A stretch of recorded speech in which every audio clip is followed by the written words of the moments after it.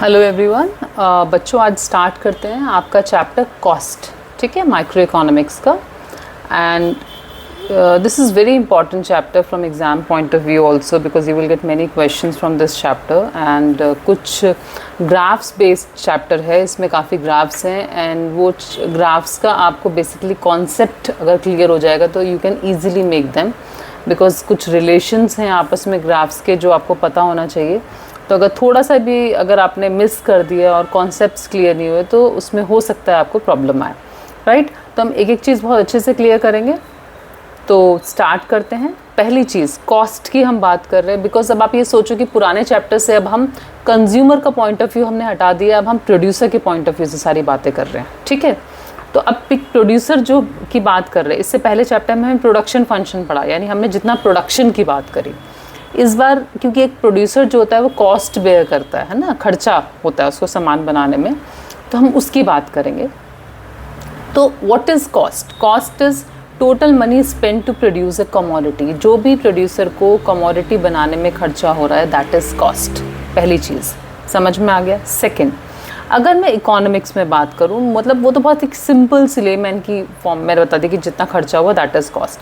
But अगर हम, क्योंकि हम इकोनॉमिक्स के पॉइंट ऑफ व्यू से हम बातें करते हैं, तो हमें ये मानना पड़ेगा जो कॉस्ट होती है that is of two types. दो तरह की कॉस्ट होती हैं, एक होता है एक्सप्लिसिट कॉस्ट और एक होता है implicit cost. Clear? What is explicit cost? Explicit cost होती है जो एक्चुअली में money spend to outsiders for hiring inputs.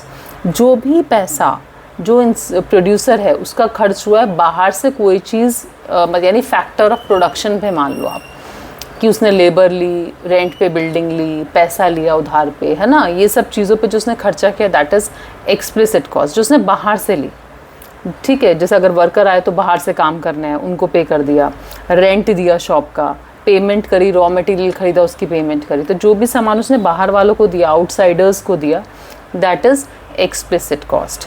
और इम्प्लिसिट कॉस्ट क्या होती है? It is estimated value of own resources used.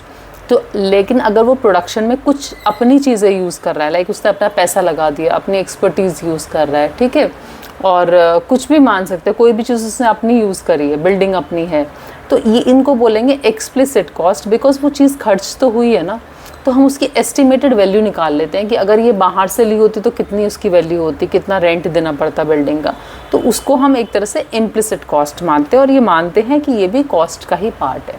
So we can say कि in economics cost is equal to explicit cost plus implicit cost. I hope it's clear.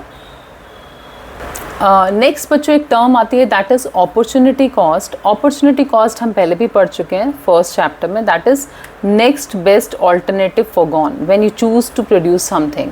अगर आप कोई चीज़ बनाने लगे हो, मान लो आपके पास फैक्ट्री है या लैंड है, कोई फार्मर है, उसने सोचा कि मैं इस बार गेहूँ उगाऊंगा, तो हो सकता है चावल अगर वो उगाता तो जो उसने कॉस्ट, मतलब जो उसने चीज़ छोड़ दी, जो नहीं उगाई बिकॉज ऑफ गेहूँ उगाने के चक्कर में, that is opportunity cost. If you get 2 offers, 3 offers मान लो आपको जॉब के मिले हैं, ठीक है, एक में you are getting 1 lakh salary, second में यू आर गेटिंग 80 और थर्ड में यू आर गेटिंग 60, तो of course you will choose 1 lakh salary, ठीक है। तो उस 1 लाख को चूज़ करने के लिए आपने कौन सी छोड़ी? 80,000 की सैलरी यू लेफ्ट, तो that 80,000 which you left for that 1 lakh salary, that is your opportunity cost. Something which best alternative forgone, जो नेक्स्ट बेस्ट ऑल्टरनेटिव था आपका, जो आपने छोड़ दिया because to have that first one, that is called the opportunity cost. I hope it's clear. Second, क्योंकि हम सारी बातें ना शॉर्ट रन में कर रहे हैं, क्योंकि शॉर्ट रन और एक लॉन्ग रन, दो चीज़ें मैंने आपको इससे पुरानी क्लास में बताई थी। लॉन्ग रन वो पीरियड होता है जहाँ पे सारे जो फैक्टर्स होते हैं ना वो सारे बेटा वेरिएबल होते हैं, उसमें हम ऐसा नहीं कि कोई फिक्स्ड है कोई वेरिएबल, वहाँ पे हम कुछ भी चेंज कर सकते हैं। मतलब अगर मैं जितना प्रोड्यूस आज कर रही हूँ, कल मुझे कोई बोले कि अब आपको बहुत सारा प्रोडक्शन करना है, तो मैं कोई भी चेंजेस लेके आ जाऊँगी लॉन्ग रन में, कि मैं लेबर भी बदल दूंगी, मैं बिल्डिंग भी बदल सकती हूँ, मैं अपना सामान भी बदल सकती हूँ, रॉ मटेरियल ज़्यादा मंगा सकती, कुछ भी कर सकती हूँ मैं, क्योंकि all factors are variable in long run. But जब शॉर्ट रन होता है, मान लो कोई मुझे बोले 1 वीक में आपको इतना सारा बनाना है, तो उस छोटे पीरियड में तो it is very difficult for me to make so much, to do so much of production, ठीक है। तो मैं कुछ चीज़ें कर पाऊंगी, मैं लेबर ज़्यादा ले आऊँगी, ज़्यादा से ज़्यादा रॉ मटेरियल ला सकती हूँ, but I can change the building, जहाँ पे मैं बना रही हूँ वो जगह चेंज नहीं कर सकती हूँ। तो that is short run period, जहाँ पे we divide the factors into 2, one is fixed factor and other is variable factor, ठीक है। और अगर मैं फैक्टर फिक्स्ड तो इस तरह से हम 2 पार्ट्स में डिवाइड करते हैं। तो सेम अगर मैं कॉस्ट की बात करूँ तो कॉस्ट भी हमारी 2 तरह की होती है शॉर्ट रन में। तो एक कॉस्ट होती है फिक्स्ड कॉस्ट, जो आनी ही आनी है चाहे कुछ भी हो जाए, ठीक है। अगर आप प्रोडक्शन कर रहे हो तो वो कॉस्ट तो आपको बेयर करनी ही पड़ेगी। और एक होता है वेरिएबल, कि आप जैसे जैसे आउटपुट बढ़ाओगे, प्रोडक्शन बढ़ाओगे, अपना दैट कॉस्ट विल इंक्रीज। तो बहुत सिंपल है, मतलब फॉर फिक्स कॉस्ट मान सकते हो। If you are making, if you have a building on rent, आपने ली हुई है, तो रेंट तो आपको ऑफकोर्स हर बार देना ही है ना। Every month you will pay that rent. फिर चाहे आपने प्रोडक्शन किया उस महीने या नहीं किया, कोई स्ट्राइक हो गई आपके यहाँ, बंद रहा प्लांट, कुछ भी हुआ, बट यू हैव टू पे दैट रेंट। तो that is called fixed cost. But variable cost is, ठीक है, आपने सोचा कि यार अब प्लांट बंद है इतने टाइम, तो इलेक्ट्रिसिटी का तो कोई खर्चा नहीं होगा उस टाइम, है ना, तो वो आपको पे नहीं करना। कोई वाटर का अगर यूज़ होना है तो वो नहीं होना है आपको। लेबर, कैजुअल लेबर्स है जिसको आप हायर करते हो सिर्फ डे बेसिस पे, उनका खर्चा नहीं होगा। तो दीज आर वेरिएबल कॉस्ट, कि आउटपुट बढ़ेगा तो it will increase, otherwise it will be you will not have that cost. Clear? So we can say total cost is fixed cost plus variable cost. I hope it's clear. अब one by one दोनों cost पढ़ लेते हैं। पहली cost है, अब आपको सारी कॉस्ट पढ़ाई जाएंगी, टोटल में, एवरेज में, मार्जिनल में, वो सब हम पढ़ेंगे। तो आज की क्लास में हम टोटल फिनिश करते हैं। तो टोटल फिक्स्ड कॉस्ट क्या होती है? टोटल फिक्स्ड कॉस्ट होती है, जिसको हम फिक्स्ड कॉस्ट भी बोल देते हैं, जो चेंज नहीं होती आउटपुट अगर आपका बढ़ रहा है तो। It will not change, it will B same, ठीक है। चाहे आपने 0 यूनिट बनाई, कुछ भी नहीं बनाया, और चाहे आपने 1000 बनाई, 2000 बनाई, तो भी सब सेम रहेगा। Like rent of the building, आपने एक बिल्डिंग रेंट पे ले ली, अब तो आपको पे करना है ये रेंट, चाहे आपने कुछ प्रोडक्शन किया या नहीं किया, या आपने बहुत ज़्यादा किया, it will B same. So the graph of this is like this, horizontal, मतलब आपका कितना भी आउटपुट होगा, 0 भी होगा, बढ़ता रहेगा, कितना भी होगा, but this cost will be fixed, no change in this. It is paid even if the output is 0. Clear? Like rent of the building, salary of permanent staff. Permanent staff होता है लाइक आपके school में teachers है, कुछ permanent teachers होते हैं, कुछ temporary teachers होते हैं। तो परमानेंट टीचर्स की सैलरी तो छुट्टियों में भी दी जाएगी when you have 2 months holidays, ठीक है। लेकिन अगर आज जो टेम्प्रेरी टीचर्स है कुछ टाइम के लिए आए हैं, तो वो उनको सिर्फ, ठीक है, जब दे टेक लेक्चर्स तब उनको पेमेंट उसकी होगी, अदरवाइज जब नहीं है, छुट्टियाँ हैं, तो they will not get the salary for that period, right? So this is called total fixed cost. I hope this graph is also clear to you.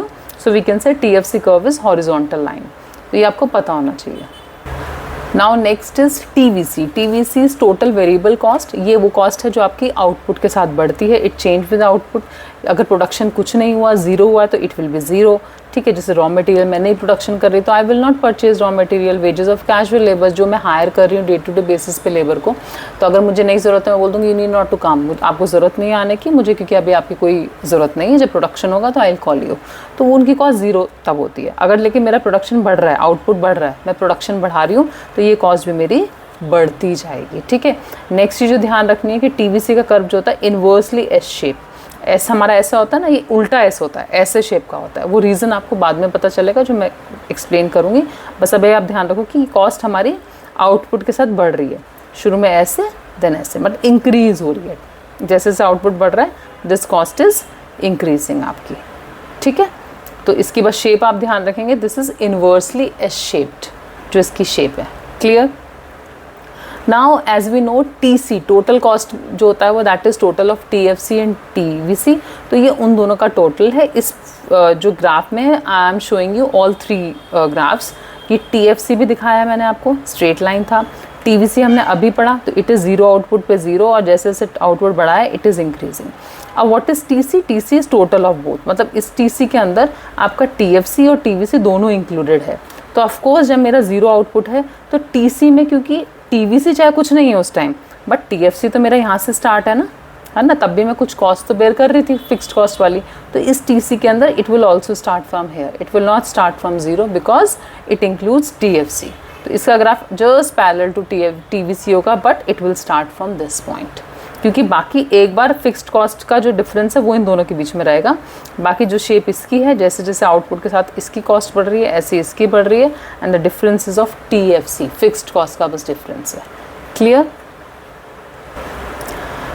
एक बार रिलेशन तीनों का पढ़ लेते हैं, TC, TFC, TVC का। This is very important from exam point of view. First TFC का हमें पता है हॉरिजॉन्टल स्ट्रेट लाइन, TVC हमारा ओरिजिन से स्टार्ट होता है और इन्वर्सली एस शेप्ड होता है। TC हमने पढ़ लिया just parallel to TVC, and but it starts from जहाँ से TVC स्टार्ट होता है, वहाँ से स्टार्ट होगा, 0 से स्टार्ट नहीं होगा, ठीक है। तो व्हेन आउटपुट 0, तो हम बोल सकते हैं जब मेरा आउटपुट 0 था तो मेरा जो TC है टोटल कॉस्ट में सिर्फ क्या है, TFC है, क्योंकि वेरिएबल कॉस्ट तो है ही नहीं 0 आउटपुट में, मुझे वो कॉस्ट करनी नहीं पड़ी, तो वो 0 है। ये पॉइंट आपको क्लियर होना चाहिए। अब नेक्स्ट बात, increase in TC is only, जो TC बढ़ रहा है, जो शेप TC की हो रही है वो किसकी वजह से, सिर्फ TVC की वजह से, क्योंकि TFC तो एक ही था, वो एक ही स्ट्रेट लाइन थी, since TVC stage the same, उसमें कोई चेंज नहीं था। तो जो शेप बढ़ रही है, वो जो ऐसे शेप जा रही है, पैरेलल नहीं जा रही है, that shape is just because of TVC, क्योंकि TVC बढ़ रहा है तो हमारा TC भी बढ़ रहा है, because TC includes TVC, clear.